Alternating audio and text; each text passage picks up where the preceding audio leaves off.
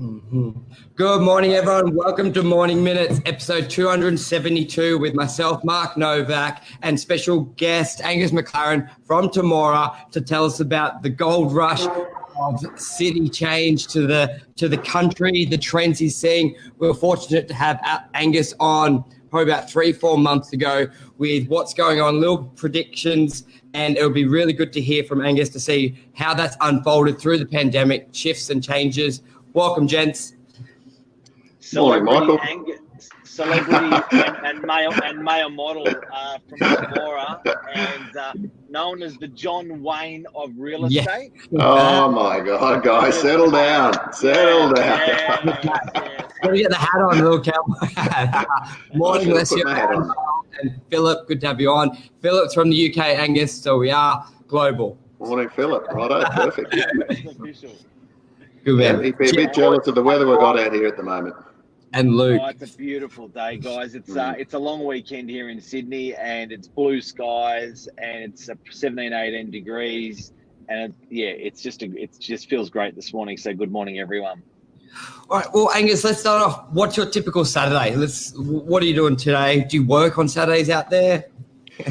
Look, I don't do so much on a Saturday because I mainly sell the farms and we work during the week on those type of things. Having said that, I do have an inspection on Monday morning. So I will do inspections on the weekend if I have to, but we do have open houses just about every weekend. So we operate in 2 towns, Temora and West Wyalong, and we typically have 2 or 3 open houses a weekend in both of those towns. Beautiful. Okay, so Temora, Gundagai. So to get to Temora, we head towards Goulburn and we keep on going. That's exactly right. Head down the Hume Highway, M5. So when I'm coming in the opposite direction, when I'm travelling to Sydney, I always say don't hit a traffic light until I get to King's Cross when I hop onto New South Head Road. That's your first traffic light. So that's how good the roads are nowadays when you're coming up that M5, the Hume Highway, all the way around the airport. First traffic light. Basically King's Cross. So it's unreal. It's unreal. And if you kept going, like on that M5 under the tunnel and then up into the northern suburbs, I mean, you don't hit a traffic light till you get to Mossman. It depends where you're turning off. Oh, yeah, you've got me on the map there. Perfect, guys. That's incredible. That's incredible. Okay, there's Temora there. So now, fortunately, you've had a bit of exposure to your kids going to school in Sydney, so you know Sydney side as well. You're obviously dealing with Sydney siders coming to talk to you about real estate and stuff like that. Yes. There has been a little bit. Have you noticed with the last 6 months? Have you noticed that there's been more affection towards people from Sydney coming to country towns and spending their money, or whether it be buying a country property or there for a holiday? Yeah, we've seen both of that, Mark. So there's definitely the grey nomads are busy. Normally they go north in winter, but instead this year they've been coming west. So we've had quite a few caravans and camper trailers coming to town and people going out for dinner. So it's actually been good, I think, for regional Australia. And so not so much in Temora because we're a town that is very much got a sort of farming background, not so much tourism, but some of the more touristy spots around our district, for example, down at Burgio, there's a couple of very nice tourist areas on the river. If you wanted to, for example, book a meal or accommodation at the hotel at Burgio, which is about an hour south of Temora, you'd probably there'd be a 6-week wait list just because it's so popular and no one's going to Queensland. Obviously, no one's going to Victoria. Everyone's spending locally, as we were discussing before we came on air. So I think for local businesses, it's been an absolute godsend. And not just in the country. I was talking to a baker on Plumer Road in Rose Bay the other day, and he said he's just had the best 6 months he's ever had because no one's been going into the city to work. They've all been at home. They've all been coming down and ordering a meat pie or a loaf of bread, and it'd be the same on the northern beaches, I'm sure. Yeah, we had a question. What's the Shamrock Hotel like? Is that your area, Angus? Yeah, it sure is. The Shamrock Hotel. It's under new management just recently. So what happened there was one of the big pub players from Sydney came down and bought the pub and took the poker machine licenses away. So it's probably a good thing now. We've got less poker machines in town. They're not exactly great for the economy, although I know a lot of older people do enjoy using them. But that pub, then the guy had basically took the pokies away, and he said, I've got no need to have this pub. But he couldn't sell it because there's some rule that if you take the pokie machines, you can't sell a pub. You can't then sell it or close it. So he's leased it out. So a couple of local guys, including a farmer, younger blokes, all involved with the rugby union club, they've taken on the management of the Shamrock Hotel. It's got a very nice Chinese restaurant down there, and very friendly atmosphere. Great pub. Most people would normally put more pokies in, not out. You probably just didn't. Yeah, that's interesting. Most people buy them. So it's a good thing for the community, I reckon, as you said. It's good. Exactly. It's good for the community. And his business was he just got the licenses and took them back to Sydney. He's probably whacked them in some pub in Western Sydney. I don't know. I don't know how that all works. Oh, wow. Yeah, that's what he did. So he bought the pub to get the pokies. Ah.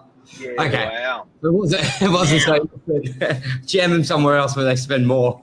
Exactly. All right. You mentioned something to me on cruise ships. You had a bit of a chat. How many people did you say were sitting on cruise ships at its peak? Last night I was at dinner and someone mentioned that there were, at any one time before the pandemic, there were 3 million people around the world on cruise ships. It's a big number, isn't it? And that figure has gone from 3 million to 0. That's crazy. Yeah. Okay. And that's so they're coming. Do something domestically. What's that? Say Sorry. that again. It just means now they've got to do something domestically as well. Yeah, exactly. Yeah, yep. As Luke says, exactly. Cruise ships, caravans. Exactly.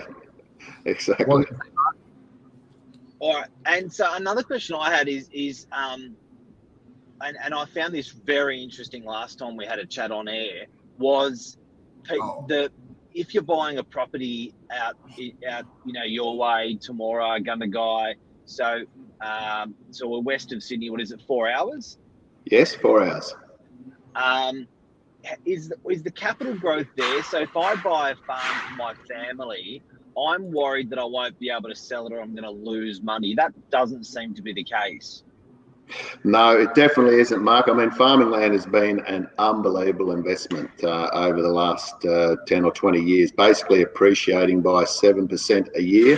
If you go back 20 or 30 years, it's roughly, not of course, like anything, it's not a linear line, but it's up there with Sydney real estate as far as capital growth. So I recently sold a property 2 weeks ago for $15 million, and I would say 10 years ago that same property would have been sort of worth 4 or 5 million. So there's been really, really good capital growth, and if you can make a yield on top of that of 3 or 4%, 7% capital growth, you're sort of around that 10% return.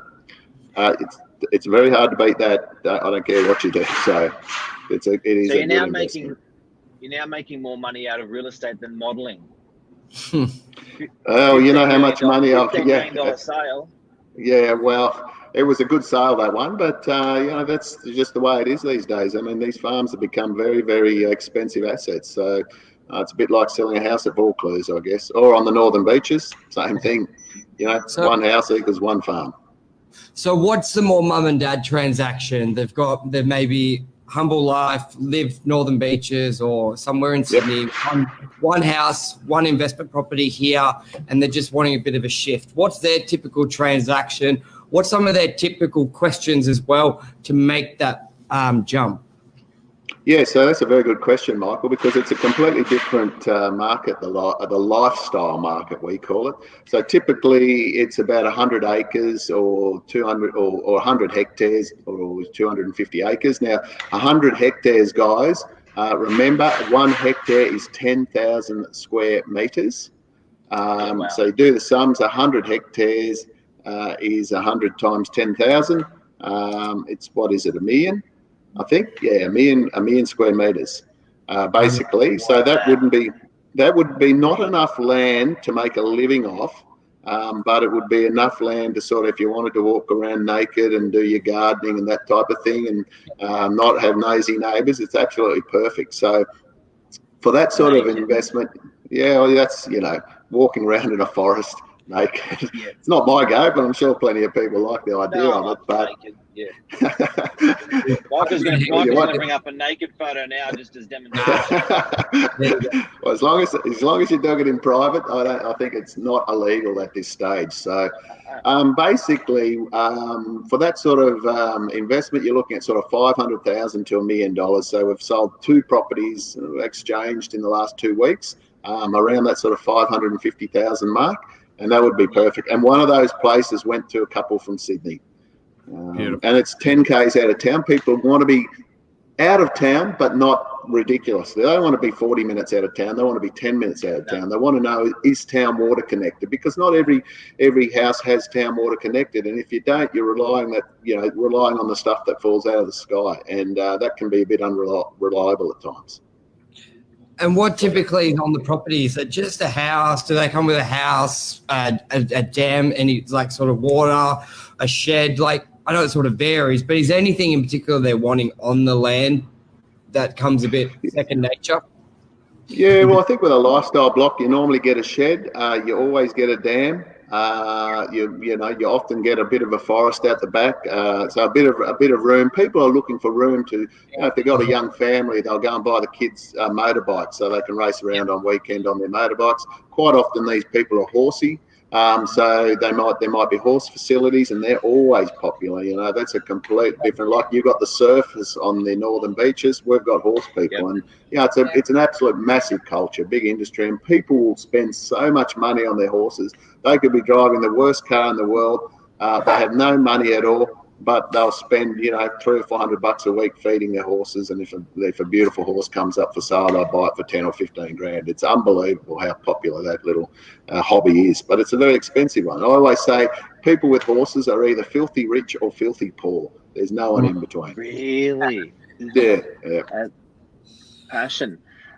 So the motivation, and this really gets me, because we're seeing this at the moment. So we don't have a sore head. We are losing people out of the northern beaches, but we don't have a sore head about it, because we're finding that people are coming to the northern beaches 100% for the same motivation. So where they're actually going to Temora or Terrigal or any other country with a suburb with a T, people will come into the northern beaches from St. Ives, Mossman, Neutral Bay, just wanting that sea change. But they're going to you for a tree change. So when people are coming to you, what is their motivation? What are they asking for? What are they saying? How does that conversation go when you get that inquiry from Sydney? Oh, look, I think they're just looking for a quieter lifestyle. They're looking for a bit of peace and quiet. I mean, it's normally older couples, so they're either, being paid out a redundancy package, or they're just about at the end of their working career. They can sell their place. It's normally Western Sydney, to be honest. We don't get too many people from the eastern suburbs or the northern beaches. It's normally from the west, and they can sell their place for $500,000 or $800,000 or this or thereabouts, and they can come down here and be debt free, and live in a small community and basically live the life that they probably always dreamt about. And I mean, everyone's got that sort of ideal dream, the Australian bush, the quiet country life. It's quite romantic, to be honest, and I think that's what appeals to people. And so it's not a new dream, is what you're saying. It's a desire that they've had a long time. Sorry, absolutely. Do you know what the desire, like what brings them to Temora? Do you find they've had a personal connection there, or is there something quite significant when people are looking for that country life, when they're Googling Temora comes up? Because I'm sure there's many areas that they could go. Are they the calls you're taking, are they super cold, they've never been there, or do you find there's always some sort of connection and that's why they've picked it? Or I don't know, there's something it's a bit of both, actually, Michael. So sometimes you get people completely out of the blue, and I don't know. Sometimes it's they travel around. So a couple might say, right, we're going to go around New South Wales for 5 or 6 weeks in a caravan, or just staying in hotels, and then where we decide, we'll do that for 1 year, and then we'll make a decision on whichever town we like the most. We'll go back, do a bit more research, and if we like it again, we'll start looking for houses. So most people actually do a fair bit of research, and it normally involves coming out, visiting a few different towns, and then making that decision based on their gut feeling. And then you get the other people who've got family connections or some sort of connection via work, etc. Good point. I'm supposing it makes that shift throughout their life. They've probably done that week away where they've gone the caravan, done Australia, and just sort of toyed with the idea. Yep. I'm sure it's probably, you don't know someone who's never gone to the country, likes the idea and fully moves in. That's always been their cruise equivalent, done that Australia. Yeah, exactly. Yep. Okay. Yeah. And financing, I know you mentioned most people are buying it all cash. Is financing typically quite as easily as buying a house sort of thing? How are the banks towards farms? It's quite long. Is it pretty rubber stamped? Yeah. Actually, it's not that easy. There's a bit of a twilight zone between rural lending and residential lending, and it falls into this lifestyle block. And I'm not sure of the exact size, but I think it's sort of over 40 acres or something like that. It comes into a different category, and it is a little bit harder to get bank lending to buy a lifestyle block. 30 hectares is the number. I 48. went through it the other day. Yeah, 30 hectares is the chop. When I was speaking with a broker the other day, so it could be different for every bank. But so 30,000 square meters. Yeah. So I mean, you need to have a fair bit of equity behind you when you buy a lifestyle block. There's no doubt about that. But most of these people do because they're generally selling a pretty handy asset in a city. Yep. And when they're not there, say they buy it 5 years prior to making that shift, is the Airbnb market strong for people for their homes? If it's just a typical home, is that still strong? Yeah. Or do they go more to hotels or people Airbnb the 30,000 or the 100 acres? Is that a market? Yeah, look, not huge in Temora, but pretty big in West Wyalong. And the reason we've got a pretty strong market in West Wyalong is because there's a very, very big gold mine up there. It's like the third biggest gold mine in Australia or something along those lines, and a lot of development out there. So there's always workers coming in needing accommodation for short periods when they have mines shutdowns, etc. So that town's very strong. Temora not so strong in that part of the marketplace, I have to say. So most people buying houses for a tree change pretty much move up straight away. That's the plan. They buy and then they move up. Yeah. Okay, so we got $500,000 to $700,000. Where would you buy with your money if you wanted a lifestyle property anywhere in New South Wales? Because you've got probably more experience than us. Yeah. Well, look, at the end of the day, it depends what you like. I mean, do you like the cold climate? If you do, you want to be down around the snowy mountains, somewhere around Canberra. Do you like the coast? If you like the coast, you'll go down the south coast or you'll go up the north coast. If you like your humidity, you'll head up the sort of northern New South Wales. But if you want a bit of everything, if you like cuddling up in front of a warm fire in winter, and if you love walking around in your budgie smugglers, in summer, then Temora is the place to be because we have 4 distinct seasons. We have very hot summers, we have beautiful autumns, we have cold winters, and we have exceptional springs. So we get to experience 4 very different climates, or seasons, I should say. And so it comes back to what you like. That's really good advice. That's really good advice that I think we all may take for granted. That what you've got. Can you say that again? So guys and girls who are listening, this if you're looking at what's in your DNA and what attracts you, Angus has just given you 4 amazing options. Can you go through those options again for a sea change or a tree change person?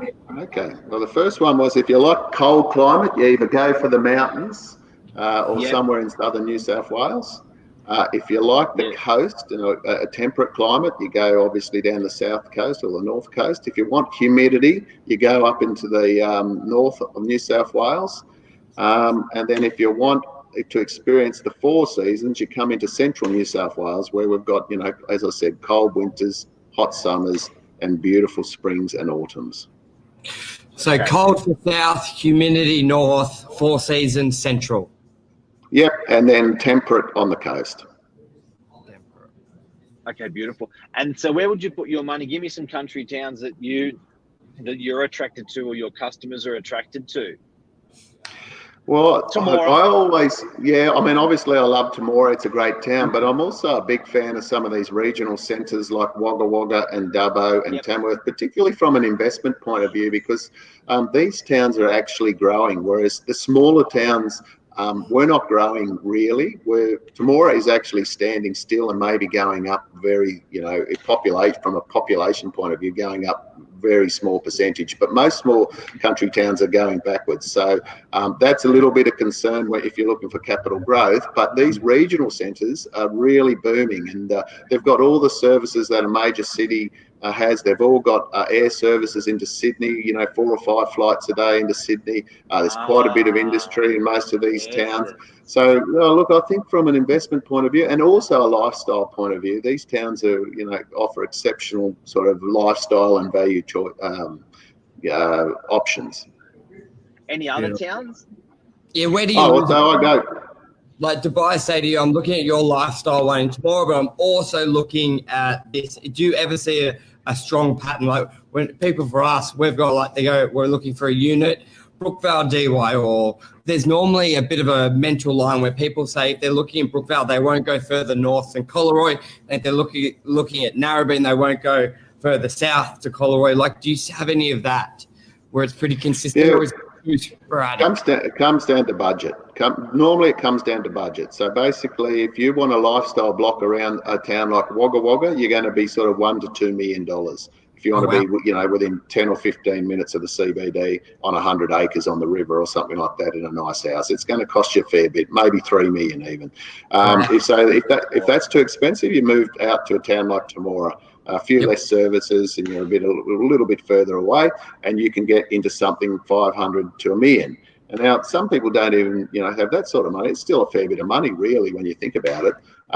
So then you've got to go into a smaller village, and there in a village you can get a lifestyle block for maybe 200 grand, 200 to 400 kind of thing. So there's budgets for everyone, but it's a bit like Sydney. If you want to be in the flash suburbs, you're going to have a lot of money, and the less money you got, I guess that you move a little further out. So Temora to Wagga Wagga is 57 minutes, 86 kilometres. And it could be a 6 times in price. So if you love that drive, then Temora is very appealing, because a lot of people don't mind driving the hour, because I'm sure that's probably a pretty cruisy road. It's a good road. Yeah, it's a good road. And a few people do commute to Wagga. You can buy 5 homes in Temora. You could. We had a bloke come in. Well, a bloke came in the other day at the beginning of the pandemic, and I think he bought 4 houses in 2 weeks just for pure investment purposes. No one wants to sit on cash at the moment. Have you seen the interest rates? I'm sure you heard. I heard it's nuts. Yeah, not a lot of money there. Like if you're sitting on cash, no one wants to be sitting on cash. Yeah, no, we're just real estate agents in DY. We don't do much cash, have much cash. We just make a living. Life stuff. Yeah, exactly. What you make it goes out the door very quickly, doesn't it? Yeah. $1 in, $2 out. That's how we live. All right, yeah, exactly. Mate, you're amazing. Thank you so much for your time. Quickly, can I just show you something before I go? Because I did want to show you just how nice it's looking out here at the moment. So I'm just going to go outside. Exciting. We're on location.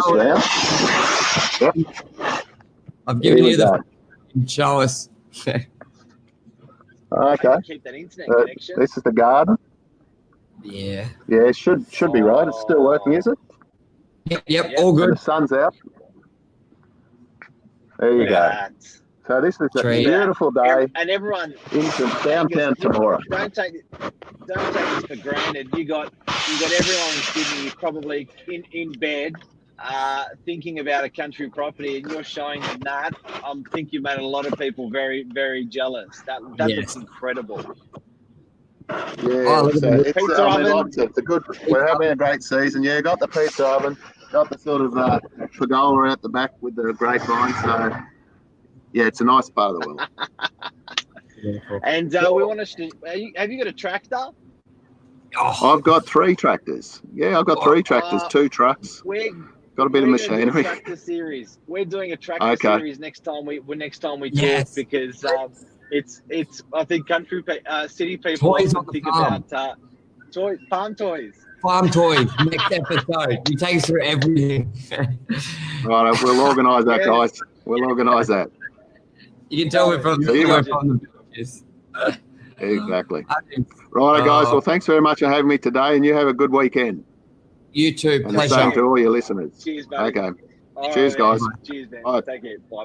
Bye.